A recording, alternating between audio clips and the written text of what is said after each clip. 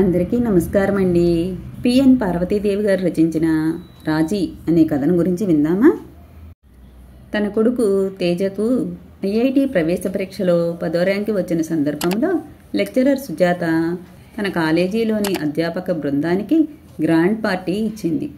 ప్రిన్సిపాల్తో సహా స్టాఫ్ అందరూ ఆమె చుట్టూ చేరి అభినందన పరంపరలను అందిస్తుంటే, మేడం, వీళ్ళబ్బాయి తేజ సాక్షాత్తు శ్రీరామచంద్రుడు. వాడేం చదవాలో ఎక్కడ చదవాలో అమ్మా నాన్న డిసైడ్ చేసి చెప్తారు. అంతే, వాడదే చేస్తాడు. కుర్రాడు చాలా ఇంటెలిజెంట్ అంటూ సుజాత ప్రేసకి నీరజ ప్రిన్సిపాల్తో అంది. అవునా అన్నట్టు ఆవిడ సుజాత వైపు చూస్తూ, అయితే వాడి గొప్పతనంలో సింహభాగం మీదేనన్నమాట అంటూ మరోసారి అభినందించింది. అభినందనల వర్షంలో తడిసి ముద్దైన సుజాత కారులో ఇంటికి తిరిగి వస్తూ నీరజ మాటలను తలుచుకుని నవ్వుకుంది. తేజకు తన ఫ్రెండ్స్ పెట్టిన ముద్దు పేరు శ్రీరామచంద్రుడు. నిజంగా వాడు శ్రీరామచంద్రుడే అని ప్రేమగా అనుకుంటూ ఒకసారి గతంలోకి జారిపోయింది. 7th వరకు చదివిన స్కూల్ నుండి అకస్మాత్తుగా మార్చి దానికంటే మంచి పేరున్న మరో స్కూల్లో చేరిస్తే మారు మాట్లాడకుండా అందులో చేరాడు. తేజకు చిన్నప్పటి నుండి తండ్రి డాక్టర్ రామకృష్ణే ఒక హీరో. అతనిలా నడవడం, మాట్లాడడం తనకు తెలియకుండానే అనుకరించేవాడు. తండ్రి టేబుల్ మీద ఉంచిన స్టెత్ మెడలో తగిలించుకుని, నేను డాక్టర్ని, ఏది టెస్ట్ చేయని అంటూ తల్లి వెంట పడేవాడు. 10thలో స్కూల్ ఫస్టే కాక స్టేట్లో 10వ ర్యాంకు కూడా సాధించాడు తేజ. సంతోష సముద్రంలో మునిగిపోయిన సుజాత దగ్గరకు వచ్చి, అమ్మా, మా ఫ్రెండ్స్ సాయి, జాన్, నేను అందరం ఇంటర్లో బైపీసీ తీసుకుని డాక్టర్ అవ్వాలని డిసైడ్ చేసుకున్నాం అని గర్వంగా చెప్పాడు. షాక్ తిన్నట్టు చూసింది సుజాత. వద్దు నాన్న, చూడ్డానికి చెప్పుకోవడానికి డాక్టర్ వృత్తి బాగానే ఉంటుంది, కానీ జీవితం అంతా టెన్షనే, ఏ ముచ్చట ఉండదు. చూడు, ఏనాడైనా నువ్వు నేను నాన్న కలిసి ఒక సినిమాకి కానీ పిక్నిక్ కానీ సరదాగా వెళ్ళామా? నాన్నను చూశాక డాక్టర్ అంటేనే భయం వేస్తుంది. అదే ఎంపీసీ తీసుకుని ఏదైనా మంచి ఇన్స్టిట్యూట్లో ఇంజనీరింగ్ చేసావనుకో, మంచి జీతాలు, హాయిగా ఉండే జీవితం, డాక్టర్లో అంత టెన్షన్ ఉండదు నాన్న అంటూ తలనిమురుతూ చెప్పింది. తల్లి చేతుల్ని తన తలపై నుండి వెనక్కి తోస్తూ నేరుగా తన గదిలోకి వెళ్లి మంచం మీద పడుకున్నాడు. అన్నానికి రమ్మని తల్లి ఎంత బతిమిలాడినా ఆకలి లేదంటూ అటు తిరిగి పడుకున్నాడు. సుజాతకు అర్థమైంది వాడి ఆశల మీద నీళ్లు చల్లిందని. ఎలా ఓదార్చడమా అని ఆలోచిస్తుండగా కొడుకుకి ర్యాంకు వచ్చిన సంతోషంలో హాస్పిటల్ నుండి ఇంటికి తొందరగా వచ్చిన రామకృష్ణకు జరిగినదంతా చెప్పింది. తేజ గదిలో అడుగుపెట్టిన రామకృష్ణ తేజ నిద్రపోవడం లేదన్న విషయం గమనించి వాడి పక్కనే కూర్చుని, hello, school first, district first, state 10th rank పుత్రరత్నం గారు లేవండి అంటూ ప్రేమగా లేపే ప్రయత్నం చేశాడు. లేవకుండా దుప్పటిని పైకి లాక్కుంటుంటే వాడి చేతిని పట్టుకుని, లేవరా బంగారు, నీకోసం ఏం తెచ్చానో చూడు అంటూ తాను తెచ్చిన గిఫ్ట్ ప్యాకెట్ని వాడి చేతిలో పెట్టి వాడిని పైకి లేపి నుదుటి మీద ముద్దు పెట్టుకున్నాడు. ఏమైందిరా బంగారు? ఆసుపత్రిలో ప్రతి ఒక్కరూ స్టేట్ ర్యాంకా, అమ్మో అని నన్ను కంగ్రాట్స్ చేసేవాళ్లే.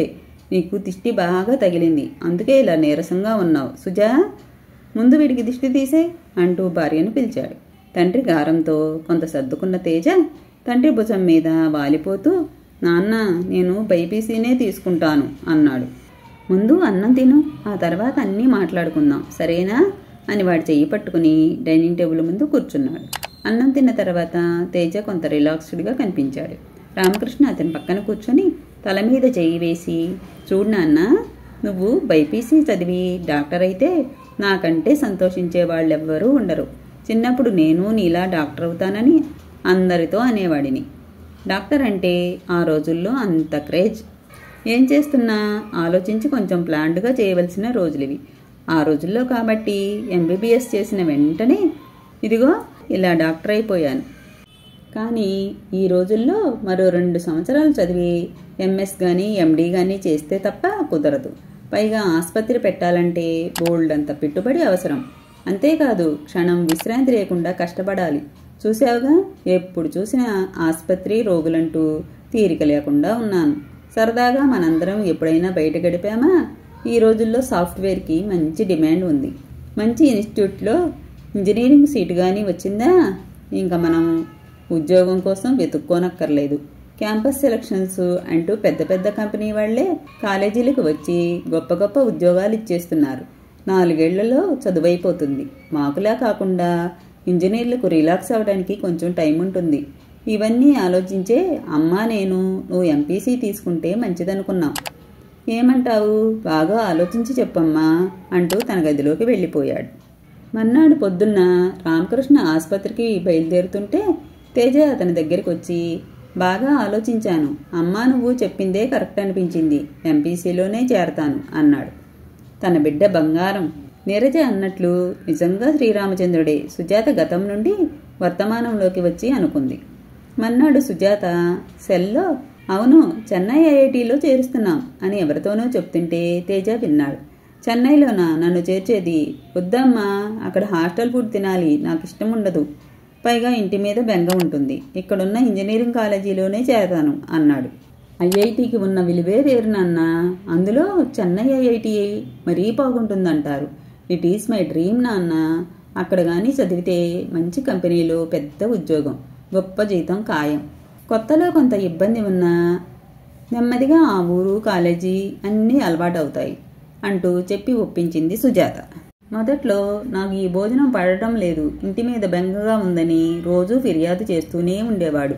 అలవాటు చేసుకోమ్మా అంటూ చెప్పేది.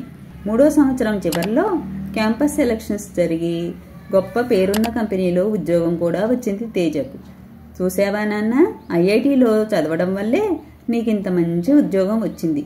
జీతం నెలకు 40 నుండి 50 వరకు రావచ్చు అంది సంతోషంగా.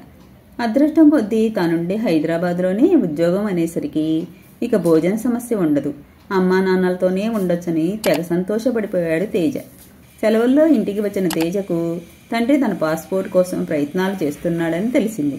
తల్లిని అడిగాడు. అదేంట్రా, బీటెక్ అవగానే యుఎస్ వెళ్ళి ఎంఎస్ చేయాలిగా, మంచి యూనివర్సిటీలు ఏవో అక్కడికి ఎలా అప్లై చేయాలో నెట్లో చూసి అన్ని వివరాలు సేకరించి ఉంచాం అంది. నేనెక్కడికి వెళ్ళను, ఇక్కడే ఉంటాను తేజ మొండిగా అన్నాడు. కాదు నాన్న, మా కాలేజీలో స్టాఫ్ పిల్లలందరూ బిఏ చేయగానే యుఎస్కో, యూకేకో, ఆస్ట్రేలియాకో వెళ్ళిపోతున్నారు. ఇంత మంచి ర్యాంకు స్టూడెంట్వి అయ్యుండి నువ్వు ఇక్కడే ఉండిపోతే అందరూ అదేం అని అడుగుతారు. మావాడు యుఎస్లోనే ఉన్నాడని చెప్పుకోవాలిరా అంది. ఎవరికోసమో నేనెందుకు వెళ్ళాలి? మావాడికి ఇండియా అంటేనే ఇష్టం, ఇక్కడే ఉంటాడని చెప్పేయి అంటూ లోపలికి వెళ్ళబోయాడు. వెళ్తున్న వాడిని ఆపి, చూడరా నాన్న, నీ భవిష్యత్తు బాగుండాలనే యుఎస్కి వెళ్ళమంటున్నాం. ఇక్కడ జీతం వేలల్లో అయితే అక్కడ లక్షల్లో ఉంటుంది. పైగా ముందు ముందు నువ్వు ఏదైనా ప్రాజెక్ట్ వర్క్ చేయాలన్నా, పిహెచ్డి చేయాలన్నా అక్కడ అవకాశాలు ఎక్కువ, మంచి ప్రోత్సాహం ఉంటుంది అంది. రామకృష్ణ కూడా ఈ విషయంగా తేజతో చాలాసేపు చర్చించాడు. చివరికి తేజ తప్పనిసరి సరేనన్నాడు. చదువు పూర్తయింది. తేజ యుఎస్కు వెళ్తున్న సంతోషం ఒకవైపున్న ముద్దుల కొడుకును విడిచి ఉండవలసి రావడం సుజాత రామకృష్ణులకు చాలా బాధ అనిపించింది. వస్తున్న ఏడుపును ఆపుకుంది సుజాత. విమానాశ్రయంలో తనను సాగనంపడానికి వచ్చిన తల్లిదండ్రులను చూస్తుంటే తేజ కళ్ళల్లో నీళ్లు తిరిగాయి. అక్కడ ఫుడ్ నాకు నచ్చుతుందా? అక్కడ నాకెవ్వరూ తెలియదు. ఇంటి మీద బెంగగా అనిపిస్తుంది. మళ్ళీ సంవత్సరం వరకు రావడం కుదరదేమో, ఎలాగమ్మా అంటున్న తేజ మాటలకు ఉబికి వస్తున్న తన కన్నీళ్లు వాడి కంటపడకుండా కొడుకును తన గుండెలకు హత్తుకుంది. లేదు నాన్న, కొత్తలో ఇబ్బందిగా అనిపిస్తుంది కానీ ఆ తర్వాత అక్కడే బాగున్నట్లు అనిపిస్తుంది. సంవత్సరం అంటే ఎంత?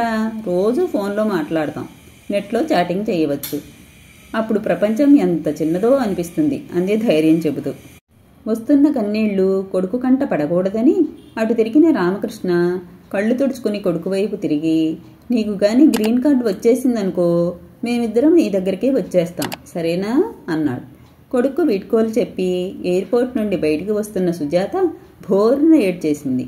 వాడి ముందు ఏడిస్తే ఎక్కడ వెళ్ళనంటాడోనని నిగ్రహించుకున్నానండి.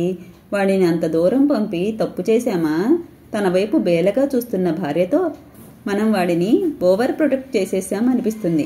కొంచెం స్వతంత్రంగా ఆలోచించడం, పనులు చేయడం ఇప్పుడైనా నేర్చుకుంటాడు.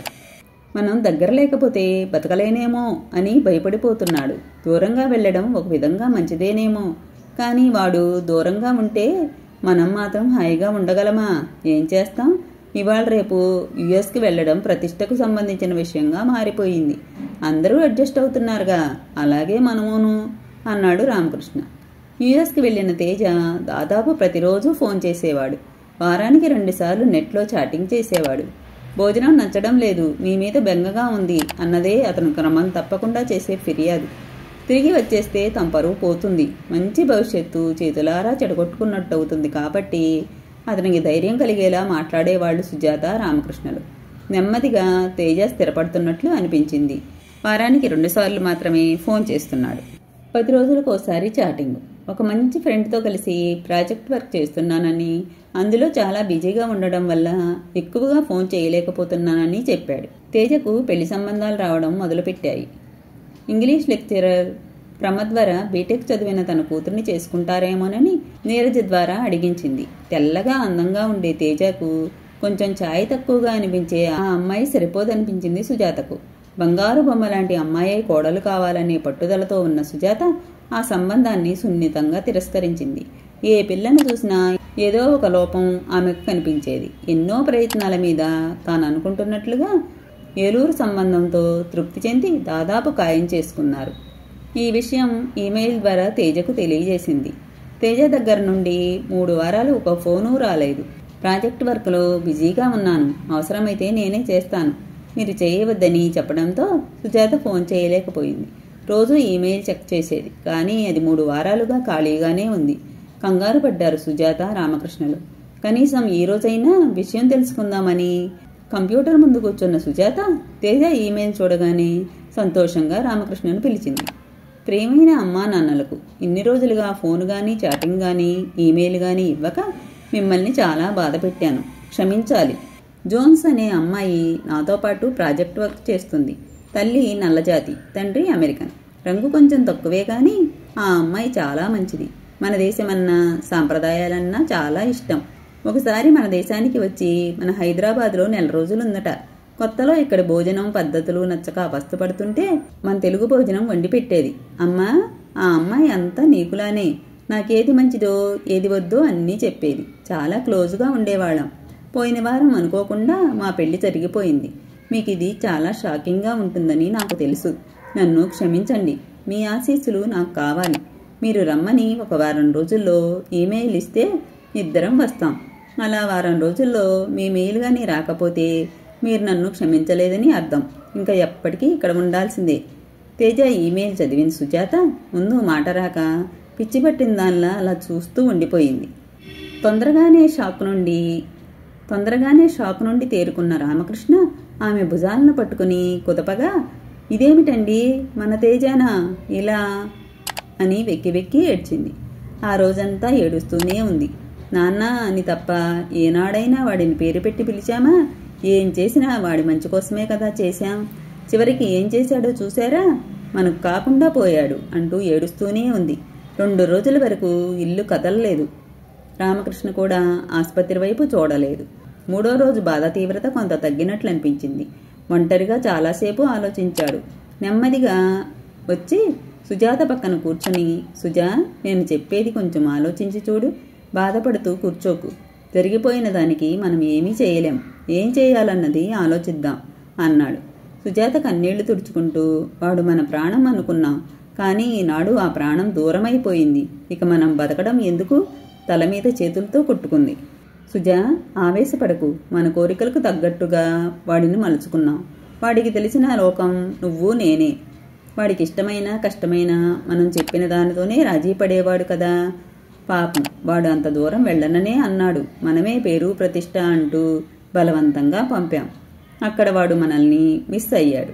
ఆ అమ్మాయి నీలా వండడం, నీకులా వాడి మంచి చెడ్డలు చూసుకోవడంతో ఆ అమ్మాయిలో నిన్ను చూసుకున్నాడు.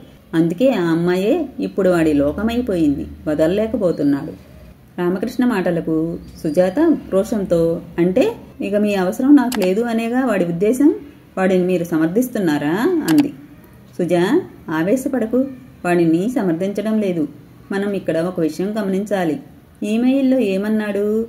మీకిష్టం లేకపోతే ఇక రానని అన్నాడే గాని మీకిష్టం లేకపోతే ఆ అమ్మాయిని వదిలేస్తానని అనలేదు.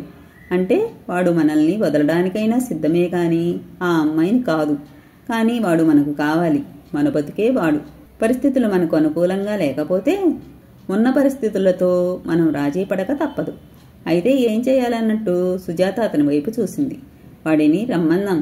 ఆ పిల్ల మనకు నచ్చకపోవచ్చు, కానీ వాడికి నచ్చింది. చిన్నప్పటి నుంచి మన కోసం ఎన్నో విషయాల్లో వాడు సర్దుకుపోయాడు. వాడి కోసం ఈ విషయంలో మనం రాజీ పడదాం. వాళ్ళిద్దరినీ పిలిపించి మన పద్ధతిలో ఇక్కడ పెళ్లి జరిపిద్దాం. మన బిడ్డ మనసు గెలుచుకున్న అమ్మాయిని మనము దగ్గరకు తీసుకుందాం. ఏమంటావు?